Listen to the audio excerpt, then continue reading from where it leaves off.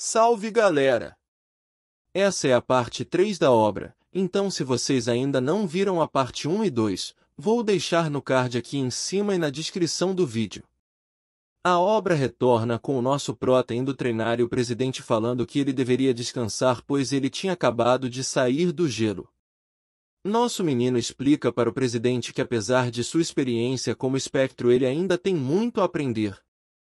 Então ele explica que dividiu sua habilidade de gelo em 3 categorias.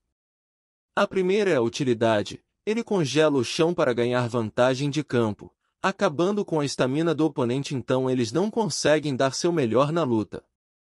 A segunda habilidade é mais intuitiva, ele se cobre com uma armadura de gelo para compensar as falhas de sua defesa. Mas essa habilidade reduz sua mobilidade então ele só usa quando precisa bloquear ataques. E a terceira é usar sua habilidade para atacar com mais força, a habilidade do nosso prota, Guarda da Escuridão, gasta muita mana, então ele a cobre com gelo e consegue economizar bastante mana. O Elfon logo questiona por que ele escondeu a sua força e nosso meninão já fala que ele fez a mesma coisa. A habilidade do Elfon queima sua alma para que ele possa usar o poder de um espírito corrupto por pouco tempo, então não é algo que ele possa manter por muito tempo. Mas ele diz que independente do poder do nosso prota ser um mistério, nada irá mudar. Nosso menino já fala que precisa só de 5 minutos para mandar o Elfon de arrasta para cima, muito humilde nosso menino. Nosso prota já usa uma versão mais básica da espada de aura pois ele ainda não tem mana suficiente. Vemos então que há 28 anos atrás, nosso prota derrotou um monstro chamado Tartaruga do Casco de Ferro, seu couro e seu casco eram tão duros que ele não conseguia nem arranhar com sua espada de ki. Mas no momento que ele achou que iria de arrasta para cima, ele conseguiu desenvolver essa técnica que fortalece sua espada com magia e escuridão.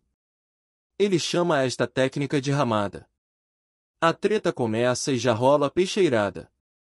Então nos vemos a cara do Elfon. E adivinhe, não deu outra, o Elfon já senta triste no cantinho. Então nosso prota pergunta a ele se ele tem alguma última palavra.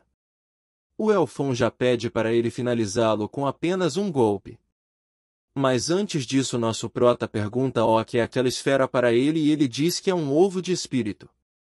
Então ele explica que um espírito pode nascer onde quer que haja poder da árvore do mundo. O Elfon entrega seu colar para nosso prota dizendo que nele tem um pouco de magia da árvore do mundo, mas apesar de não ser muito, já é suficiente para o ovo rachar. Ele então faz sua última prece, e pede que a grande árvore do mundo tenha piedade dos tolos que seguiram ele. Corta para aquele demônio dando uma surra num cara e perguntando aonde está o Pathfinder. A janela de sistema abre e parabeniza nosso prota por ter derrotado o chefe dos Elfos Negros. Então nos é explicado que caso a pessoa faça um contrato com um espírito, a pessoa poderá usar suas habilidades poderosas sem usar mana. Nosso meninão já diz que tem 100% de certeza que virá um espírito de escuridão já que é seu atributo principal mas... Ele finalmente choca o ovo. Então ele começa a rachar e finalmente... Enquanto isso os figurantes ficam do lado de fora assistindo depois de terem derrotado os elfos restantes. A mensagem do sistema surge para eles dizendo que eles concluíram aquele portal. Olha que beleza nosso meninão saindo de dentro daquela barreira. Mas nosso meninão sai triste e cabisbaixo. Corta para nosso prota no voo de volta para seu país, então compreendemos o motivo dele ter ficado tão triste. Saiu um espírito de gelo daquele ovo. Nosso meninão nunca quis um espírito de gelo. Mas eu achei ela fofinha e vocês? Logo nós vemos que aquele espírito é curioso e começa a perguntar diversas coisas ao nosso prota testando assim sua paciência. Nosso prota não compreende porque o monstro que congelou seus amigos e aterrorizou o mundo, virou seu espírito. Ela então explica que só foi chamada porque o elemento mais compatível com o nosso prota agora é o gelo. Ela manda ele parar de enrolação para eles fecharem um contrato logo, mas ele diz que nunca fará um contrato com ela. Mas quando ela questiona ele sobre o que ela fez para ele odiar, Nosso prota trava e não consegue pensar em um motivo. Mas logo ela diz que ele congelou o Oceano Pacífico. Ela se sente mal pelos peixes. Houveram diversas mudanças climáticas, se bem que ela impediu que a temperatura aumentasse graças ao aquecimento global. Mas isso não importa, ela congelou os amigos do nosso prota. Mas ela diz que não foi ela quem o congelou e que graças ao poder dela ele conseguiu derreter o gelo. Ele então pergunta ao presidente se ele acha o que a rainha Gélida fez foi errado e ele responde que é óbvio, pois ela transformou nosso prota e seus amigos em iglus, mas além disso não soube dizer mais nada. Ela se oferece para ser a mestra do nosso menino. Ele finalmente assina o contrato com a rainha Gélida. Corta para ele na sala de treinamento para testar os itens que ele ganhou, o anel de buff da Aura e o bracelete da Fada Azul. Então a rainha começa a mostrar seu poder para ele e começa a congelar toda aquela sala. Nosso menino começa a sentir uma sensação de ter seu peito congelado. Mas do nada ela simplesmente cancela o poder e diz que não está a fim de usar seus poderes agora. Ela diz que só usará seus poderes depois que o prota a levar para explorar o mundo humano. Então eles começam a passear e nosso prota já fica pistola porque ela não cala a boca. Ela explica que as pessoas não podem vê-la a menos que ela queira. Ela então vê um gatinho e decide fazer carinho nele, mas ao se aproximar ela já quase toma uma mordida e o gatão tenta pegá-la. Eles voltam para a sala e ela faz um arsenal de armas de gelo. O nosso prota pergunta ao presidente se ele sabe como a rainha Gélida se para e ele diz que os únicos que viram ela foram o nosso prota e seus amigos. Então ele revela a mini-rainha. E o presidente compreende. Ele pergunta ao presidente se tem algum portal difícil para testar suas novas habilidades. O presidente diz que tem 3 portais de 1 estrela no andar 1 agora. Quer dizer, na Terra. Ele decide ir em um portal chamado Castelo Invernal, na Antártida. Nosso prota chega na coletiva de imprensa todo trajadão. Após responder algumas perguntas, nosso prota diz que irá fazer um portal chamado Caverna das Provocações aonde você pode avançar até não querer mais e pode sair do portal a qualquer momento. E depois desse portal ele fará o castelo. Todos ficam surpresos. Corta para algum tempo depois com nosso prota treinando com a rainha Gélida. Então ele faz uma espada e a rainha diz que ele finalmente fez algo interessante depois de 2 dias tentando fazer a espada perfeita. Corta para o nossa prota na caverna dos desafios e vemos que as melhores posições vão até o 9º andar e ninguém nunca bateu o antigo recorde do nosso prota. Então ao tentar entrar abre uma janela de sistema dando erro e falando que uma segunda entrada seria necessário permissão de administrador. Do nada ele se vê em outra sala e um homem se apresenta como Grey, o administrador do elevador dimensional do 1º andar. O administrador então diz que pela regra cada jogador só poderia fazer aquele portal apenas uma vez e ele já fez quando era o espectro. Nosso menino já diz que ele não tem mais as recompensas de quando ele fez. Fica decidido que o administrador irá ajustar a dificuldade para ficar mais equilibrado. Ele volta para a caverna dos desafios. No primeiro teste ele deve destruir as bolhas usando magia. Ele passa no primeiro teste, o segundo teste é o de gravidade. Ele finalmente passa no 2º andar. O terceiro desafio é o dos fantasmas. Então os seus amigos aparecem e o chamam de traidor. Finalmente seus amigos serão apresentados. Ramada possui regeneração de alto nível e poder destrutivo. Skya tinha sua magia mais poderosa tanto no ataque quanto na defesa. Gilberto suporte de longa distância e Mil com sua espada e velocidade. Então a treta começa e nosso prota manda a rainha segurar o Ramada e a Skya. A rainha já manda um erga-se glacial ali mesmo. Nosso prota quase toma porradão e em seguida desvia de um tiro. A situação está complicada para o nosso menino. Então ele usa o andarilho das sombras para parar atrás do Gilberto e já manda um lapadão nele finalizando. Agora é a vez da Mil, que já parte para cima do nosso prota, mas erra seu golpe. Nosso prota aproveita aquela oportunidade e manda a Mia de arrasta pra cima agora. O Ramada já chega ali falando que vai descer a porrada. Enquanto isso, a rainha Gélida não consegue segurar Ascaia por mais tempo. Quando ela está prestes a ir de vala, nosso Capitão América chega ali para salvá-la. Nosso meninão começa a penar contra aquela dupla. Na sua época a sinergia deles já era absurda. Ele usa um boost de velocidade e já passa a lambida no Ramada, mas aquilo estava longe de ser o suficiente. Nosso menino já está ficando cansado, mas ao avançar ele toma um porradão do Ramada que, mesmo com o escudo de gelo, causou a ele ferimentos internos. Nosso prota aproveita a oportunidade e já usa uma habilidade de sombra junto com a espada de manda o Ramada de arrasta para cima. Ascaia fica pistola e sua aura parece bem mais esmagadora. Ele então faz uma foice da morte. E consegue passar por suas defesas. Finalmente a finalizando. Nosso menino já avança para o próximo andar sem nem antes descansar. Corta para o nosso prota acordando no quarto do descanso depois de ter desmaiado. A rainha já duvida se ele consegue terminar os outros andares visto que o administrador aumentou a dificuldade. Então ele parte para o quarto andar e lá vemos que o quarto nível é o desafio da insônia, aonde nosso prota não poderá dormir durante 10 dias. Se passam algumas horas, mas nosso prota continua tranquilão. Mas quando se passam 60 horas ele pede que a rainha o ajude a acordar. Então ela já joga uma bola de neve na cara dele. 98 horas se passam, nosso prota não parece nada bem e ainda faltam 142 horas. Por um momento nosso prota quase dorme, mas a rainha Gélida o acorda no último momento mostrando que o contador finalmente chegou a 0. Ele então avança e após descansar ele entra no desafio dos sentidos, que testa seu senso de sabor, cheiro, visão e audição. Os outros andares foram os desafios do som, silêncio e o desafio da imobilidade, aonde tem que ficar quietinho.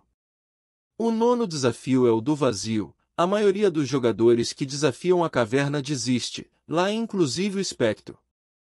As pessoas se tornam fracas quando perdem os 5 sentidos. Mas se sua mente for fraca você pode se perder no vazio. Nosso prota avança pois ele precisa apostar tudo para vencer. E ao que parece o desafio dos andares 9 do vazio e o 10 do tempo serão feitos juntos. Enquanto isso nosso prota começa e vai se perdendo em seus próprios pensamentos.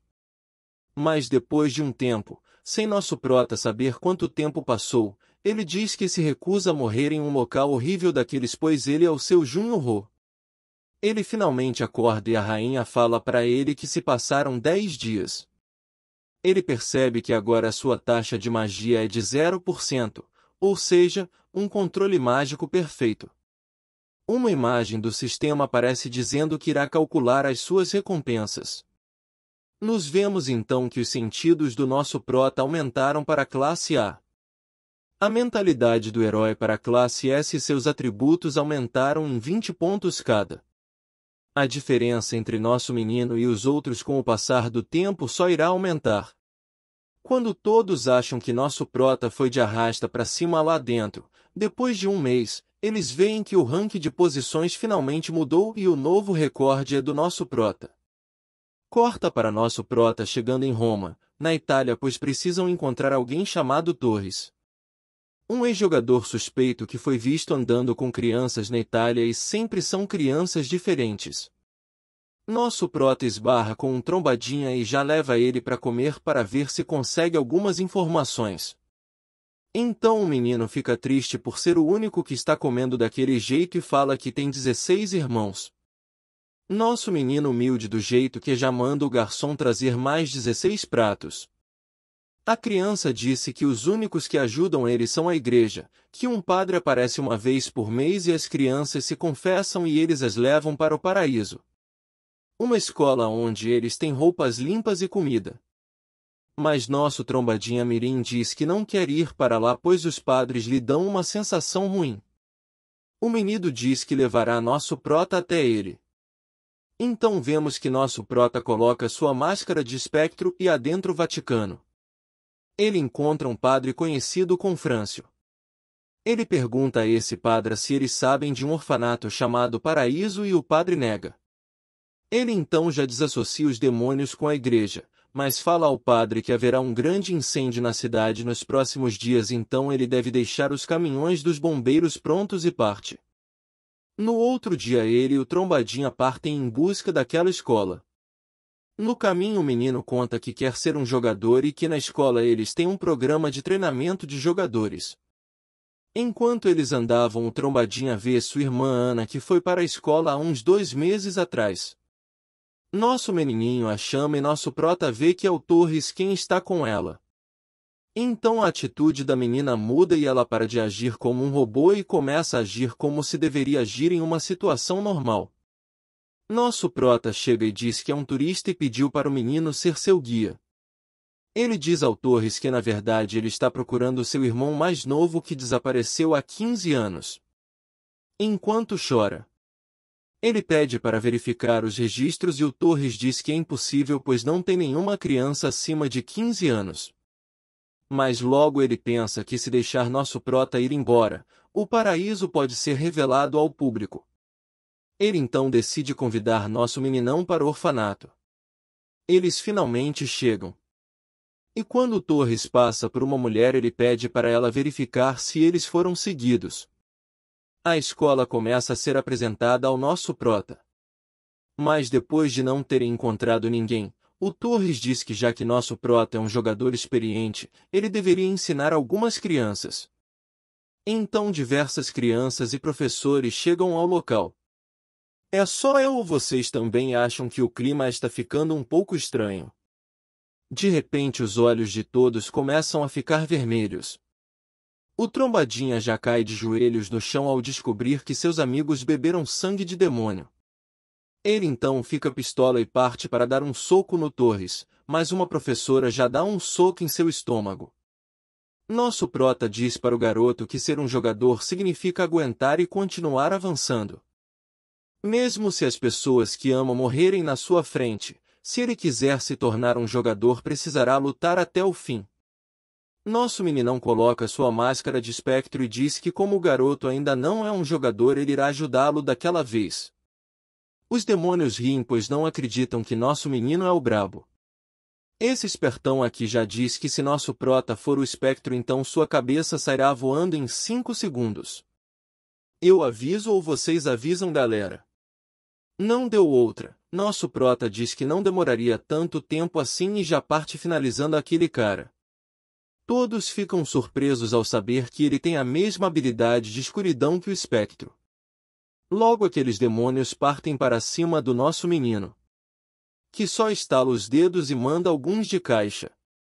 Os outros então já tentam meter o pé dali. Então vemos que nosso menino era conhecido como assassino de demônios pois ele matava centenas de demônios de uma só vez. O Torres manda as crianças partirem para cima do nosso prota enquanto o arco demoníaco não chega lá. Nosso prota já apaga as crianças ali mesmo e o Torres mete o pé. Mas no meio do caminho ele cai achando que ele tropeçou em algo, mas depois ele viu que era só sua perna. Nosso prota pergunta se ele chegou a pensar como as crianças se sentiram quando foram forçadas a se tornarem demônios e ele diz que sim. Nosso prota já começa a mandar ele de vala ali mesmo. Então vemos o Torres pedindo socorro em seus últimos momentos. Mas o espectro tá poucas ideias e já amassa a cara dele no chão dizendo que ele irá pagar pelo sacrifício de todas aquelas crianças. Ele então já o finaliza e lê suas memórias. Vemos que o Torres se tornou demônio por inveja de seus companheiros habilidosos. Vemos também um homem chamado Chefe Rochagir, que deu o comando do paraíso ao Torres. Aquele lugar foi fundado para criar um segundo espectro pois precisavam de suas habilidades de sombra. O chefe Rochagir possui uma habilidade de refinar outras habilidades e criar novas versões delas. Ele conseguiu criar alguns parecidos com nosso prota, aqueles irmãos que nosso prota derrotou, mas eram todos de baixa qualidade. Nosso prota fica chocado ao saber que aquele orfanato só existe pois era objetivo deles criar um segundo espectro. Nos é explicado que pessoas que bebem sangue de demônio nunca voltam ao normal, então nosso prota precisará finalizar todas aquelas crianças. Nosso prota pede desculpas ao Trombadinha, mas não poderá ajudá-lo, mas sabe como ele se sente. A irmã dele acorda e tenta o matar, mas nosso prota já salva ele. Então do nada a janela de sistema abre e diz que sente uma energia demoníaca fraca vindo do alvo e que ele poderá absorvê-la usando a habilidade Vigia da Escuridão. Aquele cara, o arco demoníaco, chega ao orfanato e não encontra mais nada lá. Corta para nosso prota com o Marco no Vaticano. Um figurante aparece e diz que o exame de todas as crianças foi concluído e nenhuma delas é mais um demônio. O padre aparece para agradecê-lo pessoalmente, então nosso prota já diz que aquele incidente só aconteceu na cidade sagrada porque a igreja falhou em protegê-los. Então o padre diz que a igreja assumirá toda a responsabilidade e providenciará moradia e educação para todas as crianças envolvidas. Corta para nosso prota chegando na associação de jogares. E quando ele vê lá fora, percebe uma multidão de pessoas o exaltando e o parabenizando por seu retorno. O presidente pede para que o espectro anuncie sua aposentadoria, pois ele já fez o bastante pelo mundo. Mas nosso prota cansou de ver as coisas que aconteceram enquanto ele não estava presente e se sente responsável em acabar com elas. Na coletiva todos estão muito ansiosos para ver o espectro e eventualmente recrutá-lo para suas guildas. Nosso prota responde diversas perguntas dos repórteres. Ele deixa uma mensagem aos demônios dizendo que ele está de volta. Corta para nosso prota indo para a sala de treinamento, mas logo o presidente o liga e pede que ele vá à sala de reunião com urgência, pois os líderes dos 6 grandes times estão lá para vê-lo. Vemos que eles estavam lá para recrutar o seu Junho-Ho e não o espectro. Nosso prota diz que está lá como representante do espectro, pois foi escolhido por ele. Os líderes percebem que enquanto seu estiver com o espectro, nenhuma das guildas conseguirá recrutá-lo. Corta para nosso prota treinando, pois, para chegar no segundo andar ele precisará ficar mais forte. Nosso prota começa a treinar para ver se ele consegue usar as mesmas habilidades que ele usava no passado. Ele então consegue usar sua magia para amplificar seus golpes. No fim de seu treino ele liga para a secretária e pede para ela um teletransportador para amanhã, pois ele irá para o portal da Antártica. Ele finalmente decide entrar. Vemos que aquele é o reino congelado de Nilfheim, o lugar que a rainha gélida costumava governar. Lá ele pede informações sobre o castelo da rainha e ela diz que em sua época existiam 27.000 soldados, mas como então em um portal o número pode estar reduzido? Ele finalmente entra naquele castelo e já dá de cara com diversos cavaleiros. Mas parece que eles estão congelados. Do nada as portas fecham e os cavaleiros começam a se mover. Então um cavaleiro aparece e ordena que ele diga qual o propósito dele. A rainha pede para ele dizer que foi para a prova de cavalaria. Ele diz que foi para provar sua cavalaria. Corta para ele todo mendigão dentro em uma sala falando que já tem 3 meses desde entraram naquele portal. Volta para o início e o cavaleiro diz que para a prova de cavalaria 100 cavaleiros devem testar a espada de nosso prota. Vemos que nosso prota lutou com vários e nenhum dos cavaleiros era fraco. Se fossem jogadores estariam pelo menos nível 100. Lá nosso prota percebe que os cavaleiros usam suas auras de várias formas possíveis enquanto os jogadores só usam sua aura para fortalecer suas armas. Ele decide aprender mais sobre armas e fazer uma nova aura de espada enquanto estiver naquele portal. De volta ao desafio, dessa vez mais preparado, ele volta para lutar com mais cavaleiros. Um cavaleiro usa sua técnica contra ele, mas ele consegue se defender. Vemos ele usando a mesma técnica contra o cavaleiro e todos os outros ficam surpresos pois ele usou a mesma técnica que o cavaleiro usou. Nosso menino já chama os outros pro fight. Então finalmente, após derrotar todos um cavaleiro surge o parabenizando. O cavaleiro dá para ele uma medalha de honra e diz que ele poderá pedir uma audiência com o Lorde. Então ele encontra o Kis Bremen. Na época da rainha ele era o seu cavaleiro mais forte. Vemos que a aura dele é tão poderosa quanto a rainha havia falado ao prota anteriormente. Nosso menino já puxa uma lança e se prepara para o combate. Então eles começam a lutar. Mas o Kis bloqueia todos os golpes do nosso menino. Ele já apela e usa sua habilidade amplificador, mas em seu nível atual ele só consegue usar ela por 1 minuto e 2 segundos. Eles seguem cruzando suas armas, mas logo nosso prota é jogado para longe e sua lança quebra. O Sir Kis usa uma habilidade de névoa que bloqueia a visão das pessoas. Então ele surge atrás do nosso prota e quase o acerta. Nosso prota parte para cima dele e o acerta, mas não é efetivo, então o Sir Kis na maior facilidade já pega nosso menino pelo pescoço. Nosso prota decide que é hora de virar o jogo. Ele aproveita a névoa do Kis para tentar esconder sua presença. Então ele diz que névoa é o vapor de água concentrado, então se a temperatura diminuir o vapor se torna gelo. Antes do Kis pensar em recuar nosso prota já o congela devido a toda aquela névoa. Em seguida ele passa ali a peixeira. Vemos que mesmo com a espada fincada em seu peito o Kis ainda não foi de base. O Sir Kis chama a rainha, mas ela não se sente merecedora pois ela deveria proteger o seu povo, mas não estava mais lá. Ela finalmente o consola e ele parte desta para uma melhora em lágrimas. A mensagem do sistema abre e parabeniza nosso prota por ter concluído o Castelo Invernal. Ele recebe uma chave do arsenal como recompensa e seus status aumentaram. Ele abre aquele arsenal e assim que ele escolher uma arma daquele lugar ele será teleportado para fora do arsenal. Ele já pega uma alabarda que causa sangramento, tem peso pena e pacto de sangue, que recupera estamina cada vez que o sangue do oponente toca aquela arma. Corta para nosso prota sendo tratado pelo curandeiro de sua associação enquanto a secretária dele diz que ele tá parecendo um mendigo. Corta para o líder da guilda do Kaibi mandando seu secretário dar todas as informações que eles conseguiram sobre os demônios para o nosso prota, menos as ultra-secretas. Então todas as informações que nosso prota solicitou chegam ao mesmo tempo em seu e-mail.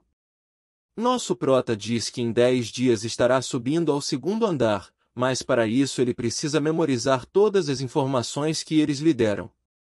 Nos é mostrado que o 2º andar é comandado pelos Rubens, um grande império.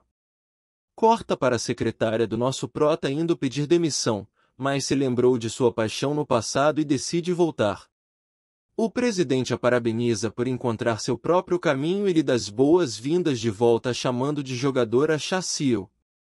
Corta para nosso prota recebendo um pedido do presidente, solicitando que ele vá encontrar o filho de um velho amigo seu. Mas por enquanto ele decide procurar uma loja de conveniência. Percebemos que nosso menino está sendo observado de longe. Então vemos aquele demônio do arco observando, Calcigner. Quando nosso prota chega em um beco aquele demônio aparece. Nosso menino já percebe que ele é um jogador de alto nível pois quase não sentiu a sua presença. O demônio já puxa seu arco e nosso prota pergunta se ele não quer ir para outro lugar, já que ele é um arqueiro aquela situação não seria favorável para ele. O Calcigner diz que normalmente ele estaria certo, mas aponta seu arco para o prédio do nosso prota e manda ele o seguir caso não queira ver todos ali morrendo. Eles chegam em uma floresta e o Cal diz que vai lhe dar 2 opções.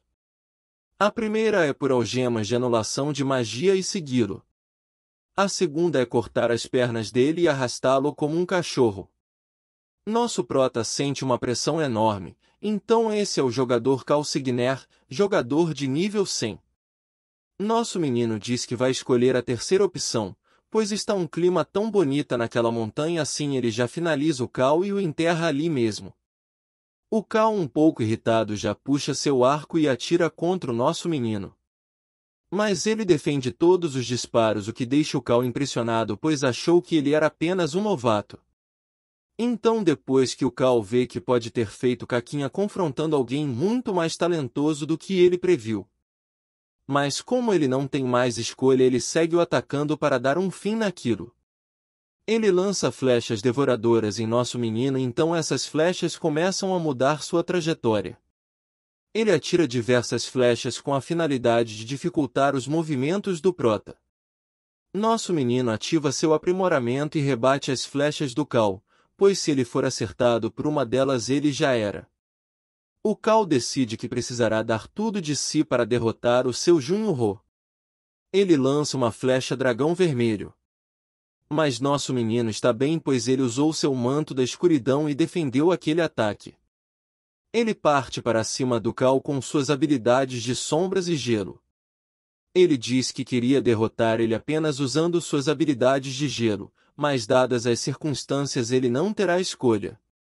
O seu Junho-Ho parte para cima do Cal enquanto ele pretende atirar mais flechas. Então ele usa o teleporte das sombras e aparece atrás do Cal. Mas ele é rápido e acaba desviando do golpe.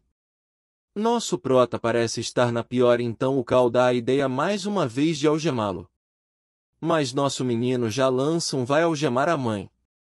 Ele parte para cima mais uma vez. Algumas flechas o atingem e ele já está no limite de seu aprimoramento. Quando nosso prota finalmente alcança o Cal para desferir seu golpe final, ele o agarra pelo pescoço e fala que finalmente pegou o nosso prota. Mas nosso meninão diz que quem foi pego ali, foi ele.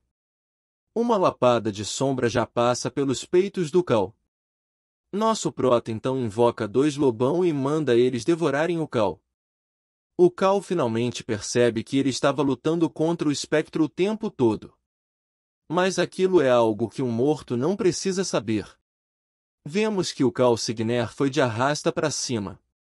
Ele diz que pelas suas memórias e pelas informações da guilda do Okaebi, a Associação dos Demônios está localizada na região de Sumur no segundo andar. A habilidade no nosso prota de ver as memórias dos mortos subiu de rank, mas ele não poderá usar duas vezes na mesma pessoa. Nosso meninão sente uma pressão enorme quando está prestes a pegar o arco do Cal. Quem chegou naquele local foi o sétimo céu dos 9 céus, o santo da espada, Kim Voojun. Então ele já puxa a espada para o nosso prota e diz estar sentindo seu cheiro repulsivo de demônio. Ele acha que nosso meninão é o Cal Signer. Nosso prota tenta se explicar, mas parece que o Kim Voojun tá poucas ideias. Nosso menino faz uma ligação e o presidente explica a situação para o santo da espada, que se desculpa com o seu Junho-Ho. Ele usa um elixir lendário para curar as feridas do nosso prota e diz que só queria redimi-lo pelos seus erros. Nosso prota decide contar a verdade a ele desde que ele anuncie que ele que derrotou o Cal Signer e não o nosso menino. E que ele não conta a ninguém sobre suas habilidades.